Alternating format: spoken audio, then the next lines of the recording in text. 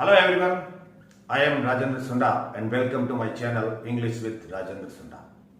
Map की series का तीसरा पार्ट राजस्थान का मैप कक्षा 12 के लिए ज्योग्राफी स्टूडेंट्स के लिए आज आपके सामने है।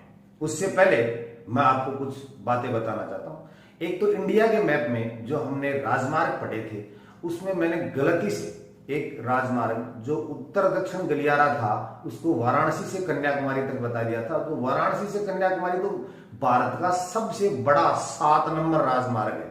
7, हालांकि मैंने उस वीडियो के कमेंट में ऊपर लिख दिया है, तो आप उसको देख लेना कि 7 नंबर राजमार्ग है वो वाराणसी से कन्याकुमारी तक है और उत्तर दक्षिण गलियारा है वो श्रीनगर से कन्याकुमारी तक है। इस चीज को कंफर्म कर रहे हैं। अब देखते हैं दो आपके सामने बोर्ड पे मैंने जो पूरा कंक्लूजन लिखा है, एक तरफ है 2013 से लेके 19 तक बोर्ड की परीक्षा में मैप से रिलेटेड आए हुए क्वेश्चंस की लिस्ट है जिसका आप स्क्रीनशॉट ले लें और कंफर्म कर लें। इसमें से फ्रीक्वेंटली रिपीट होते रहते हैं क्वेश्चंस। दूसरी तरफ वो क्वेश्चंस हैं जो सीबीएसई और राजस्थान बोर्ड में आ सकते हैं या इनमें से ही आएंगे।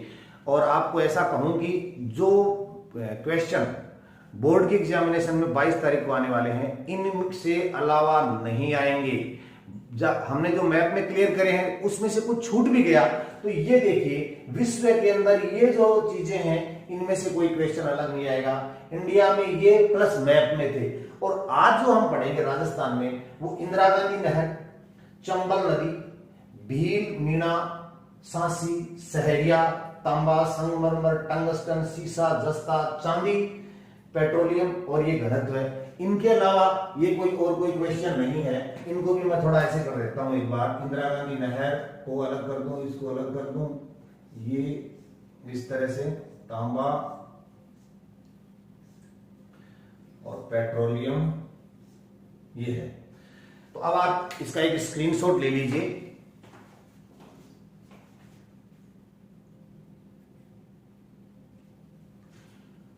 उम्मीद करते हैं आपने इसका स्क्रीनशॉट ले लिया होगा, अपने पास रखें, सारे टॉपिक्स क्लियर कर लें, एग्जामिनेशन में आएंगे। अब राजस्थान का मैप अलग अलग तरीके से हम पढ़ेंगे। अब तो ये राजस्थान का मैप है उसमें हम एक तो इंदिरा गांधी नहर परियोजना, चंबल परियोजना उनके बारे में चर्चा करेंगे। इंदिरा गांधी नहर परियोजना जो 1948 में इंजीनियर कंवर सेन ने एक ऐसी योजना बताई थी कि इस तरह से राजस्थान का उद्धार हो सकता है। सतलज और रावी व्यास नदियों के जो पानी है उसका उपयोग करके, तो वो उसकी लोकेशन मैप में पूछी जा सकती है। इसका क्वेश्चन भी पूछा जा सकता है। मैप में मैं आपको इस तरह से बताऊंगा कि आपका क्वेश्चन भी आ जाएगा तो आप उसको आराम से कर देंगे। एक बार थोड़ा ध्यान से देखना कि जैसे एक नदी आती है इधर से एक नदी आ गई, ठीक है, दूसरी नदी फिर आई इधर से, ये आ गई इधर से, और यहां पर बना लिया एक ऐसा जिसको कहते तो हरीके बैराज है, लेकिन आप हरीके बैराज को यूं समझ के पानी इकट्ठा करने का बड़ा कुंड बना दिया है एक स्टोरेशन के लिए, ठीक है। इसको कहते हैं हरीके बैराज, ठीक है। हरीके बैराज पर पानी को रोक लिया गया। देन आगे जो पानी बचा है जो वो जाता है सतलज का, इस तरह से आगे निकल जाता है, वो पाकिस्तान में चला जाता है, चिनाब नदी में जाके बह जाता है। तो यहां पर इस पानी को रोक के फिर राजस्थान में जो मरुस्थली वाला इलाका था वहां पर उसका पानी की जरूरत को पूरा करने के लिए लाया गया। तो यहां से एक फीडर निकाला गया इस तरह से, यहां से इस तरह से एक फीडर निकाला है। ये फीडर 204 किलोमीटर का है। नहर की लंबाई, फीडर की लंबाई में अंतर है कि नहर जहां से नहर शुरू होती है वहां से नहर के पानी का उपयोग शुरू होता है, और फीडर की लंबाई जो 204 किलोमीटर है वो वहां पर नहर के पानी को काम में नहीं ले जाता, सिर्फ सप्लाई के लिए। और यहां तो है ही सप्लाई के लिए, प्लस ये राजस्थान में भी यहां पर आती है मसीता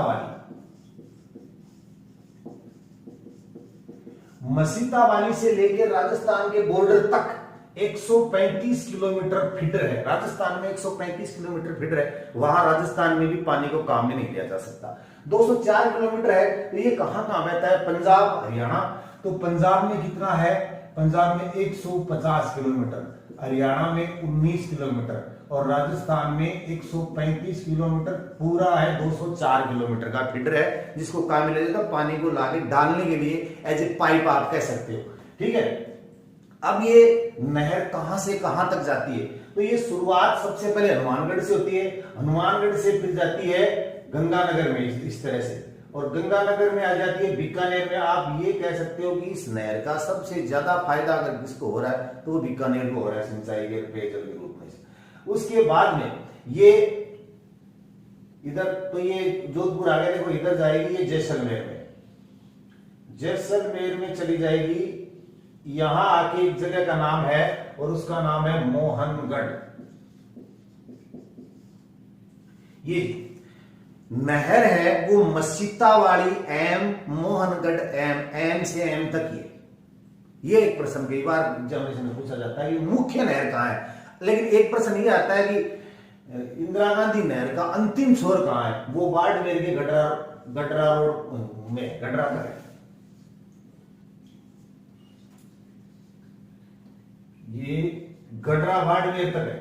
इसका मतलब ये हुआ कि अगर ये यहां से यहां तक फीडर है 204 किलोमीटर और इससे यहां से यहां तक जो है दूरी वो 445 किलोमीटर है। 4 4 5 आपको याद ऐसे रह जाएगी।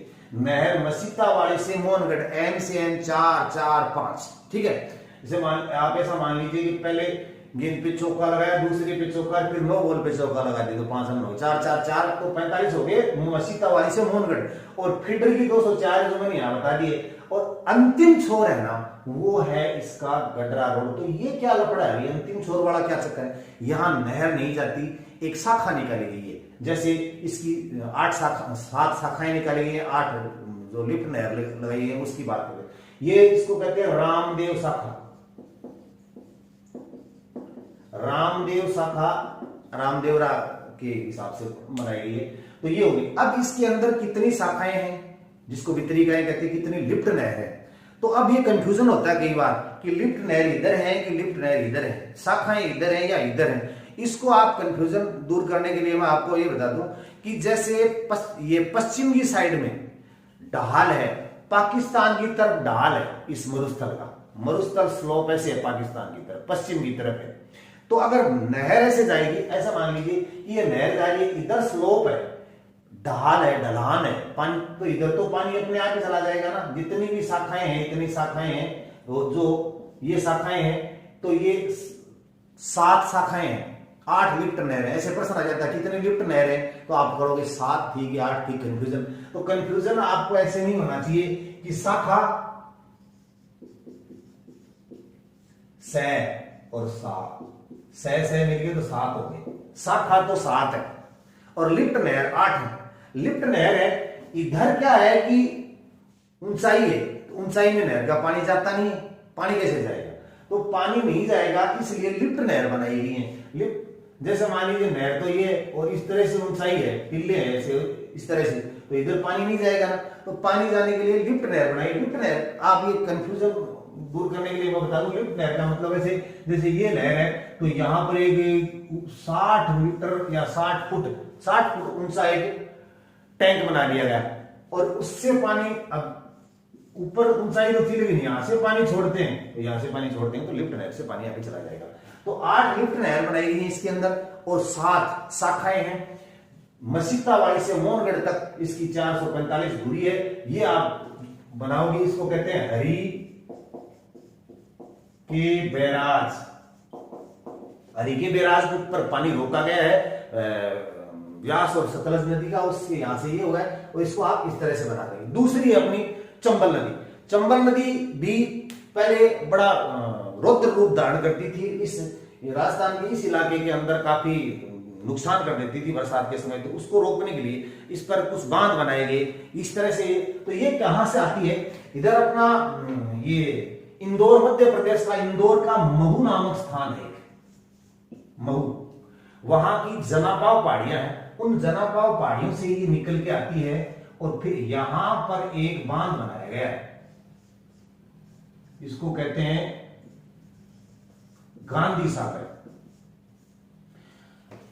महू की जनापाव पहाड़ियों से निकल के आई, गांधी सागर बांध यहां पर बना दिया गया। और उस ये लगभग ये इलाका आप देख रहे हो, ये चित्तौड़गढ़ है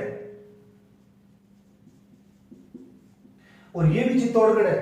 दो जिले ऐसे हैं राजस्थान में जो विखंडित हैं, अलग अलग जगह पे हैं। एक तो चित्तौड़गढ़ के दो टुकड़े हैं, एक टुकड़ा ये, एक अजमेर का, एक ये अलग है, तो अलग अलग टुकड़े। तो चित्तौड़गढ़ का जो दूसरा टुकड़ा है वहां पर ये प्रवेश करती है, ये चंबल नदी यहां प्रवेश करती है।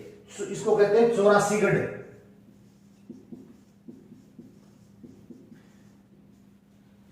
चौरासीगढ़ में प्रवेश करती है और 84गढ़ के में आगे चूलिया जलप्रपात है। चूलिया जलप्रपात 18 मीटर का है, राजस्थान का सबसे ऊंचा जलप्रपात है, 18 मीटर का। विश्व में तो एंजल जलप्रपात है वेनेजुएला में, जो 900 कुछ मीटर का, यानी 1 किलोमीटर ऊपर से पानी नीचे गिरता है। ये राजस्थान का सबसे ऊंचा जलप्रपात है 84गढ़ के चूलिया में। यहां पर एक बांध बनाया गया है, दूसरा बांध, जिसका नाम है राणा प्रताप सागर। राणा प्रताप सागर बांध बनाया गया दूसरा। उसके बाद में ये नदी अपने इस, देखो इधर ये है, ये झालावाड़, ये बारां, ये कोटा में प्रवेश कर जाती है 84गढ़ के बाद। कोटा के अंदर भी दो बांध है इसमें, एक तो जवाहर सागर बांध, दूसरा कोटा बैराज, कोटा शहर के पास है दूसरा। तो ये हो गया जवाहर सागर और ये है कोटा बैराज। उसके बाद में ये यहां इस डांग क्षेत्र बोलते हैं, इन 3 जिलों को धौलपुर, करौली और सवाई माधोपुर की सीमा पर बनाते हुए, और इधर उत्तर प्रदेश में ऊपर से एक नदी आती है यमुना नदी आती है और उस यमुना नदी के अंदर मिल जाती है। तो एक मिनट यहां ये देखिए कि जैसे ये इसमें देखो, ये जो गांधी सागर बांध है, ये बांध बनाया गया है राजस्थान से बाहर, मध्य प्रदेश में 8 किलोमीटर दूर है 84गढ़ से। उसके बाद में ये इसके अंदर 3 बांध बनाए गए, यानी 100 किलोमीटर के अंदर विश्व में एकमात्र नदी है जिसमें 100 किलोमीटर के अंदर 3 बांध बनाए गए। अब आगे दूसरे टॉपिक पढ़ते हैं जो जनसंख्या वगैरह के हैं। अब आपको इसमें जनजाति का क्वेश्चन आता है मैप के अंदर, कौन सी जनजाति कहाँ रहती है। ये प्रश्न बहुत आसान है सबके लिए और उम्मीद है आपका सारा एग्जाम, सब लोगों का एग्जामिनेशन में बिल्कुल सही हो जाएगा, ऐसा मुझे विश्वास है, क्योंकि ये इतना आसान है। एक बार आप देखना अगले 10 मिनट कि अगर आप पर बात करें मीणा की, तो मीणा सबसे बड़ा जिला जयपुर है, वहां की पॉपुलेशन ज्यादा है, तो कोई भी चीज पूछोगे सबसे ज्यादा वहीं मिलेगी। तो एक तो जयपुर के अंदर आ गए, देखो इस तरह से जयपुर, अलवर, दौसा, करौली और सवाई माधोपुर का ये जो इलाका है, आप इसके अंदर आप कर दोगे। ये हो गई मीना, ये हो गया ना। अब क्या करोगे कि इसके बाद में अपन इसको करते हैं, कोरिलेशन से समझेंगे। ये सांसी जनजाति है, जाति है, ये क्या होगी कि इनके दोनों तरफ, इधर नहीं, इस धौलपुर में तो कुछ मत करना, ये भरतपुर है, तो भरतपुर के अंदर आप इस तरह से इसको ऐसे कर दो, इधर अजमेर को कर दो। आपके लिए आसान क्यों होगा कि इसके एक इधर और एक इधर, दोनों तरफ क्या करोगे आप, ये सांसी जनजाति हो जाएगी 4 नंबर, ये और बीच में मीणा। तो क्लियर होगी बात, कोई दिक्कत नहीं है कि इस इलाके के अंदर बीच में मीणा जनजाति कर दो। अगर सांसी पूछा तो अजमेर और भरतपुर कर दो, इसको मत, बिल्कुल टच मत करो। अब बच गए सहरिया। सहरिया बहुत आसान है, जिस तरह से 12 डिस्ट्रिक्ट को आइडेंटिफाई करना आसान है, उतने आसान सहरिया जनजाति सिर्फ 12 जिले में मिलती है और 12 है, बाहर वाली तरफ है, राजस्थान के बाहर है। 12 बाहर का मतलब जैसे ये झालावाड़ है, ये चित्तौड़गढ़ है, तो ये जो इलाका है ये बाहर है, ये बाहर है, तो सहरिया यही मिलेंगे आपको, सहरिया। तो हो गया आसान, सहरिया को फाइंड आउट करना, कुछ नहीं करना आपको, नीचे जाके इधर देख लेना, सहरिया कर देना, सांसी को इधर इधर कर देना। अब रह गया भील। भील भी आसान है। भील कैसे आसान है, नीचे जाओ और ये जो नीचे 2 है ना, ये डूंगरपुर बांसवाड़ा में, इसको इधर वाले को तो छोड़ दो, ये ले लो इसको उदयपुर को और इसको, तो इस पे अपन क्या करें, ये भील है क्या, तो बी लिख देते हैं, ये इन दो में, बस बिल्कुल क्लियर हो गया। सुनो एक मिनट, ये देखिए कि जैसे बीना बीच में कर दो, इसके एक जिले में भरतपुर और इधर अजमेर, कोरिलेशन से समझो, क्लियर होगी। 12 सहरिया 12 बाहर वाले में है, और ये दो है, ये इसमें आप भील कर देना। अब आगे खनिज की बात करते हैं, खनिज पढ़ेंगे। इसके अलावा अभी जनसंख्या, साक्षरता, लिंगानुपात की बात करें तो देखिए जनसंख्या सबसे ज्यादा जयपुर में है, तो आप जयपुर करेंगे, और सबसे कम जनसंख्या जहां पर कोई संसाधन नहीं होता, सुविधाएं नहीं होती, वो है जैसलमेर। ये तो सबसे ज्यादा जनसंख्या यहां और सबसे कम जैसलमेर में, सॉरी सबसे ज्यादा जनसंख्या जयपुर में, जय और जैसलमेर में, इसमें हो जाएगी, ठीक है। अब घनत्व की बात करें तो जयपुर में सबसे ज्यादा जनसंख्या कम जगह में रहती है, और जैसलमेर का बहुत ज्यादा क्षेत्र है, जबकि जनसंख्या उसकी पिछली जनगणना के अनुसार मेरे हिसाब से 6 लाख के करीब थी। तो ये हो गया जनसंख्या और जनघनत्व में दोनों में ही जयपुर और जैसलमेर, ये दोनों में यही हो गया। तो घनत्व सबसे ज्यादा जयपुर का और सबसे कम जैसलमेर का, 17 व्यक्ति प्रति वर्ग किलोमीटर का है। साक्षरता के अंदर कोटा 1 नंबर पे, और जालौर सबसे कम, जैसे ये बाड़मेर, जालौर और सिरोही तो यहां पर आएगा, ये इस तरह से जालौर हो गया। लिंगानुपात के मामले के अंदर दोनों कोने पे अच्छी तरह से समझ में आ जाएंगे आपके। ये तो ये सबसे ज्यादा लिंगानुपात है डूंगरगढ़, और सबसे कम है ये इधर महारानी वाला जो जिला है धौलपुर, ये धौलपुर के अंदर सबसे कम है। तो अब ये खनिज के बारे में एक लास्ट टॉपिक है, वो उसको क्लियर कर देता हूं। खनिज के अंदर तांबे की बात करें ना, तो तांबा खेतड़ी सिंगाना, नीम का थाना, खोदरीवा, रामपुर, अगुचा, भीलवाड़ा। तो तांबा खेतड़ी अलग आ जाता है, कई बार खेतड़ी तो पॉपुलर है, सिंगाना भी आ जाता है। तो ये झुंझुनू में पड़ते हैं। झुंझुनू इधर से आप इस तरह से देखना कि जैसे हनुमानगढ़ के बाद में ये जो सिक्कर के पास शुरू है, ये इधर जयपुर पड़ता है, उसमें यहां होगा खेतड़ी सिंगाना। और नीम का थाना सिक्कर में पड़ा, सिक्कर कटोरा के आकार का है, सॉरी झुंझुनू ही होगा, यहां खेतड़ी सिंगाना कर देना।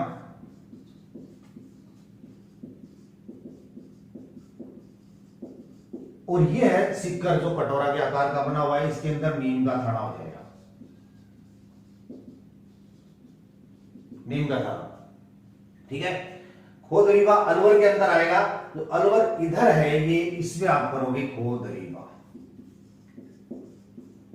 और रामपुर और गुच्चा भीलवाड़ा में हो जाएगा। भीलवाड़ा अजमेर जो 2 टुकड़ों के अंदर है, अजमेर के पास इधर आएगा, ये भीलवाड़ा इधर, इसमें आप कर दोगे रामपुर और गुच्चा। जैसा आपको मैप जितना हार्ड इसमें दिखाया गया वैसा आएगा नहीं एग्जामिनेशन में। क्यों नहीं आएगा? ये बीच वाली बॉर्डर लाइन नहीं आएंगी। अगर बीच वाली नहीं आएंगी तो भीलवाड़ा में आपको रामपुर गुच्चा अगर आपने यहां कर दिया तो भी सही आएगा, यहां कर दोगे, यहां कर दोगे, यहां कर दोगे, इस इलाके में कर दोगे तो सही आ जाएगा, क्योंकि अंदर वाली पॉलिटिकल लाइन नहीं आती है उसके अंदर, इसलिए आपको फायदा रहेगा। अगर आपने नीम का थाना यहां भी कर दिया ना तो भी सही हो जाएगा, ठीक है। टंगस्टन नागौर डेगोड़ा, नागौर जो बीच के अंदर है उसके अंदर नागौर में होता है डेगाना में, और एक रेवत पहाड़ी है पॉपुलर, वहां पर इसमें हो जाता है, यहां पर कर देना आप टंगस्टन कर देना। सीमेंट लाखेरी बूंदी और चित्तौड़गढ़, चंदेरिया, खारिया खंगार पॉपुलर है, चंदेरिया पॉपुलर है, चंदेरिया आप करोगे चित्तौड़गढ़ में, यहां खारिया खंगार आप करोगे जोधपुर में,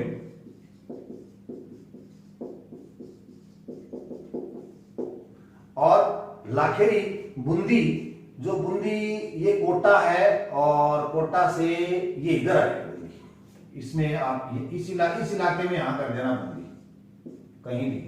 अब अगर आप मान लीजिए कि यहाँ पर दूसरी तरह का मैप आपको बीच वाली बॉर्डर लाइन नहीं मिल देता, आप यहाँ यहाँ यहाँ यहाँ यहाँ कहीं भी करोगे तो आपका सही होगा।